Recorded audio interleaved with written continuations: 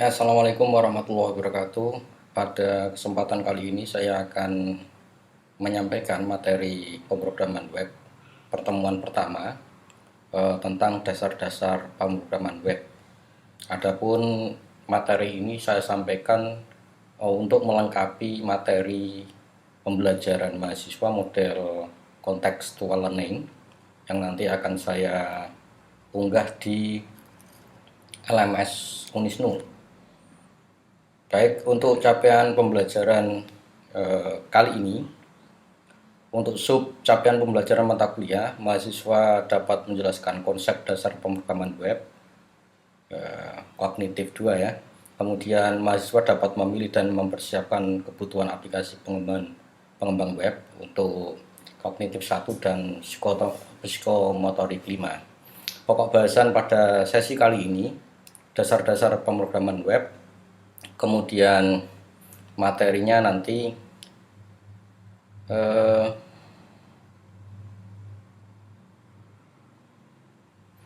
pengertian web, kemudian jenis-jenis web, pengertian pemrograman web, bahasa pemrograman web, aplikasi pengembang web ya. Indikator untuk capaiannya, mahasiswa dapat menjelaskan konsep dasar pemrograman web serta dapat memilih dan menetapkan melakukan instalasi aplikasi pengembang web. Jadi nanti capaiannya ada dua. Mahasiswa diharapkan mampu menjelaskan konsep dasar pemrograman web serta bisa memilih dan menetapkan serta melakukan instalasi aplikasi pengembang web. Sebelum kita masuk lebih jauh ke jenis-jenis website, kemudian apa saja yang harus kita persiapkan, terlebih dahulu kita pahami apa itu website. Ya, website adalah kumpulan halaman yang berisi informasi data digital. Ya, jadi datanya berupa data digital, baik berupa teks, gambar, animasi, suara, dan video, atau gabungan dari semuanya yang disediakan melalui jalur koneksi internet sehingga dapat diakses dan dilihat oleh semua orang di seluruh dunia.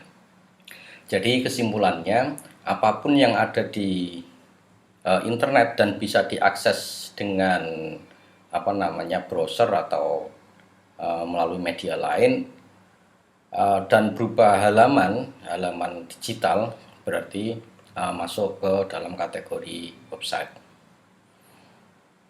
Website dibagi menjadi dua. Yang pertama, website statik, artinya website tersebut isinya tidak pernah diperbarui atau diperbarui secara berkala, dan biasanya website ini tidak terkoneksi dengan basis data atau database. Jadi isinya masih statis ya, tentunya statis. Contoh website jenis statis biasanya digunakan atau dibuat untuk company profile. Selanjutnya, website dinamis atau website dinamik website. Website yang isinya terus diperbarui secara berkala oleh pengelola web atau pemilik website. Jadi jenis website ini isinya atau kontennya terhubung dengan database atau basis data, sehingga perubahan yang dilakukan terhadap website ini itu yang diubah isi datanya ya, bukan tampilannya, bukan websitenya. Jenis website yang ketiga ini website interaktif. Jadi di website jenis dinamis ini yang melakukan perubahan hanya adminnya, hanya pengelolanya, hanya yang mempunyai akses terhadap website dinamik ini. Untuk yang statik, yang interaktif ini hampir sama seperti yang dinamis, namun ada sisi di mana user atau pengguna bisa melakukan perubahan atau pengelolaan terhadap profilnya dia sendiri. Contoh pada website ini biasanya sosial media seperti Facebook, Instagram, dan lain sebagainya. Jadi ada adminnya sendiri, juga ada pengguna yang bisa berinteraksi dengan website tersebut. Sekarang kita pahami apa itu pemrograman. Pemrograman adalah proses atau cara pembuatan program menggunakan bahasa pemrograman. Cara pembuatan program menggunakan bahasa pemrograman. Bahasa pemrograman merupakan bahasa yang digunakan untuk memberikan instruksi kepada komputer. Kita tahu komputer tidak mengerti bahasa manusia. Jadi komputer itu hanya kenal bahasa 0 dan 1. Jadi komputer itu tidak bisa mengenali bahasa seperti ini, teks seperti ini. Jadi ini tidak bisa dikenali. Contoh, ini di sebelah kanan ada tulisan body, kemudian ada custom slider. Custom slider ini ditranslate oleh HTML menjadi bentuknya seperti ini. Jadi langsung tampilannya seperti itu. Walaupun ini tulisannya custom slider, tapi oleh bahasa pemrograman dia diubah menjadi bahasa yang dimengerti oleh komputer yang tadi berupa binary ya, 0 dan 1. Bahasa pemrograman ada dua. Yang pertama dari sisi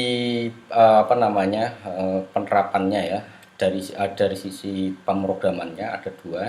Yang pertama client side atau berjalan di sisi klien atau pengguna. Contoh bahasa pemrograman ini HTML. Jadi HTML itu merupakan bahasa markup ya. Markup. Dia digunakan untuk membentuk saja. Hanya membentuk, membuat kerangkanya. Ya, misalkan tabel ya, dia membentuk tabelnya. Kemudian CSS ini yang digunakan untuk memoles. Jadi membuat polesan-polesannya. Seperti warna, ini warnanya. Kemudian lengkungan, misalkan ada lengkungan. Kemudian ada yang lain, misalkan jarak ya, padding atau jarak. Ini CSS. Jadi kesimpulannya, HTML bahasa pembentuk, CSS bahasa sederhananya pewarna atau pemoles. Kemudian ada tambahan JS. JS ini act-nya atau action-nya. Jadi kalau HTML, JS dan CSS digabungkan jadi satu, ini sebenarnya bahasa ini semuanya berjalan di sisi klien. Atau kalau di browser dia langsung ditranslate oleh browser seperti Firefox dan lain sebagainya. Jadi ini tidak ada urusannya dengan server ya. Jadi dia jalannya di klien. Selanjutnya bahasa pemrograman server side. Jadi ini berjalan di server. Walaupun yang meminta atau requestnya melalui browser ya, tapi browser tersebut mengirim perintah ke web server namanya. Dari web server dia ditranslasi atau ditranslate apakah minta data ke database atau tidak. Kalau minta ke database, nanti backnya atau nilai baliknya apa, kemudian dikirim baliknya ke browser melalui atau dalam bentuk HTML lagi. Jadi dikirimnya dalam bentuk file, misalkan di sini perintah PHP atau JSP atau yang lain, nanti dikembalikan lagi ke sini dalam bentuk HTML ya. Jadi ini berjalannya benar-benar di sisi server. Untuk menggambarkan supaya lebih jelas, kalau kode program berupa HTML dan CSS ataupun JS JavaScript ini bisa dilihat langsung, diinspek atau dilihat ya, kodenya bisa dilihat di browser. Ya, nanti di pertemuan 2 akan kita praktekkan bagaimana melihat kode sumber melalui browser ya. Namun kalau bahasa pemrograman di sisi server ini tidak bisa dilihat di browser. Jadi ini benar-benar tertanamnya atau tersimpannya di di web server ya, tidak bisa dibuka. Selanjutnya aplikasi untuk mengembangkan website. Jadi kalau kita berkeinginan untuk mengembangkan website, yang pertama yang harus kita pahami apa saja kebutuhannya. Satu, ada istilah namanya web authoring. Ini biasanya berbentuk drag and drop. Ya, untuk belajar atau untuk proses pemula ini memang tidak disarankan karena fitur yang sangat mudah sehingga nanti kita akan kesulitan memahami bahasa apa sebenarnya yang tertanam di bentuk-bentuk seperti ini. Jadi ini tinggal diklik, drag, kemudian di drop ke sebelah area kerja ya. Jadi model drag and drop. Nah, ini ada contohnya misalkan Dreamweaver dan seterusnya. Kemudian yang kedua ada namanya text editor.